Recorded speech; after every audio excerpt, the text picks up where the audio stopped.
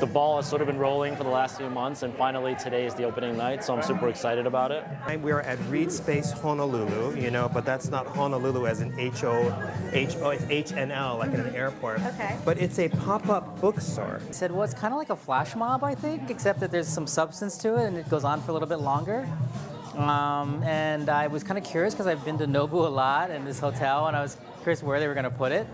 And I think it works out really well. I've been looking forward to this since I heard about it like months ago. Like when they first said that they were going to bring out Jeff Staple and he's going to do his pop-up bookstore, I was like, oh my God, I have to be here. A couple months ago, we started this process of trying to see what it would be like to bring our store and boutique Reed Space, which is located in the Lower East Side of New York, to Hawaii, on the total opposite side of the earth and the country. And to just kind of bring our culture and bring what we know about design, architecture, graphic design, fashion.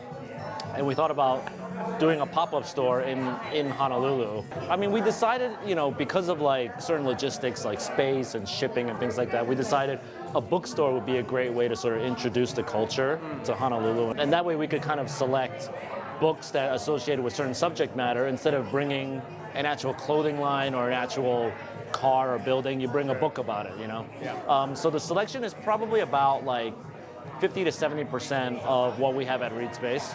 And it's selections that I picked that I think really encompass our culture in all different mediums, so that's what we did. I also curated a photo exhibition that you can see around here.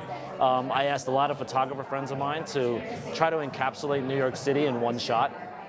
So the exhibit is, I call it New York State of Mind. And it's kind of like 13 different photographers' viewpoints about what New York City is to them. I used to live in New York, and of course there's a full-on New York vibe here. My partner's from New York, and so I'm really looking through the pieces closely because I actually lived in New York after college in the early 80s, and a lot of the work kind of reminds me of that time, and I'm getting very nostalgic for it. I knew who he was. I knew the bird, like the pigeon, his graphic design, his collaborations.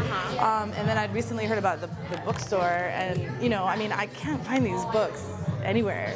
Like, I can get them online, but it's different when you can like flip through them and, see them and then buy them. Honolulu and Hawaii is an interesting sort of cross-section between Asia and America, right? It's kind of like a melting pot, more so than LA or New York is, in fact. And we have a very strong presence in Hong Kong and in Tokyo. And I think that because of that, there's a lot of sort of like more knowledge about what I do here than maybe in a lot of other mainland U.S. states. Okay. So I think that's where it comes from, and I appreciate all the support that I get from Hawaii. It's really nice. I'm a big fan of Interisland Terminal, and I've been to a few of their events. I think this is a great addition to the creative scene in Honolulu.